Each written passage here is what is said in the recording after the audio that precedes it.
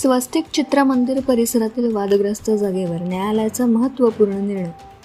Status कोसह मनाई हुकूम जारी. वादग्रस्त जागेवर बांधकामाला पूर्णतः बंदी. स्वस्तिक चित्रमंदिर परिसरातील वादग्रस्त जागेवर न्यायालयाचा महत्त्वपूर्ण निर्णय. स्टेटस कोसह मनाई हुकूम जारी.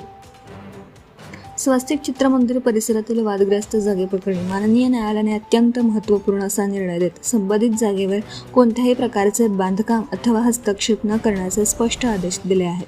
न्यायालयाने दोनही पक्षांना जैसे थे स्थित कायम ठेवण्याच्या सूचना देत मनाई हुकूम लागू केला आहे. या प्रकरणात सुरू असलेल्या वादाच्या पार्श्वभूमीवर न्यायालयाचा हा निर्णय महत्त्वाचा मानला जात असून तो पुढील कायदेशीर प्रक्रियेसाठी निर्णायक ठरणार आहे. न्यायालयाने दिलेल्या आदेशानुसार संबंधित जागेवर कोणतीही हालचाल, बदल किंवा विकास कामे करण्यास सध्या पूर्णतः बंदी घालण्यात आली आहे. दरम्यान या निर्णयानंतर प्रकरणातील पक्षकार श्रीमती रेखा शहा यांनी न्यायव्यवस्थेवर पूर्ण विश्वास व्यक्त करत समाधान व्यक्त केले आहे. त्यांनी न्यायालयाच्या आदेशाचे स्वागत करत कायद्याच्या चौकटीत राहून पुढील प्रक्रिया पार पडेल असा विश्वासही व्यक्त केला. प्रतिनिधी परीक्षित परदेशी, JBTV न्यूज, धुळे. न्यायाधीश श्री M.B. आसिजा यांनी वादीचा युक्तिवाद ग्राह्य धरून धुळे येथील स्वस्तिक चित्रमंदिर संदर्भात 31/3/2025 रोजी झालेल्या तथाकथित खरेदीदार यांनी स्वस्तिक चित्रमंदिराची जागा सिटी सर्वे 1466 मधील जागेवर वादी श्रीमती रेखा शाह यांच्या कब्जास स्वतः खरेदीदार अथवा त्यांचे मार्फत इतर कोणत्याही इसमाने, संस्थेने कोणत्याही प्रकारे त्रयस्थ हक्क निर्माण करू नये, त्यासाठी कोणत्याही प्रकारचे कच्चे अथवा पक्के बांधकाम करू नये व मिळकतीवरील रेखा शाह वगैरेंच्या कब्जास कोणत्याही प्रकारे अडथळा करू नये असा दाव्याचा निकाल लागे पावतो मनाई हुकुमाचा आदेश पारित करण्यात आला आहे. सदर आदेशामुळे वादी रेखा शाह यांनी न्यायव्यवस्थेवर पूर्ण विश्वास व्यक्त करून त्यांना न्याय मिळाल्याचे समाधान व्यक्त केले आहे.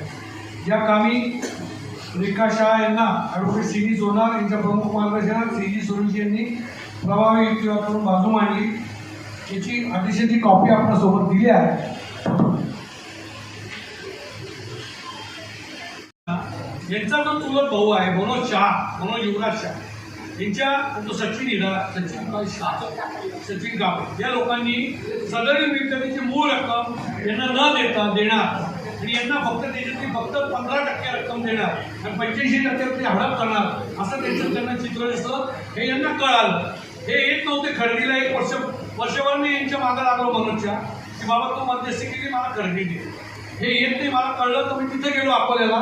तेव्हा यांच्याकडनं कळालं की सदरुल हा मनुष्य आमच्याकडनं 1,40,00,000 आम्हाला देतोय, बाकीचे सगळे पैसे तो ठेवतो आणि आम्हाला आमचा काही संबंधित नसा. आमच्या ऑलरेडी सगळ्या प्रॉपर्टी आहे.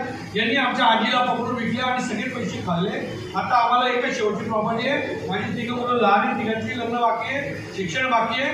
आम्ही कोणत्याही परिस्थितीत तुम्ही अकोल्याला पैसे येऊन देत नसाल तर आम्ही खरेदी देऊ म्हणून या सगळ्या गोष्टी एक्सपोज झाल्या आणि त्यांना मग आम्ही बाकीचं सगळी रक्कम तिथे दिली आणि तो व्यवहार चालला. इतक्यात त्यांचे मिस्टर वारले.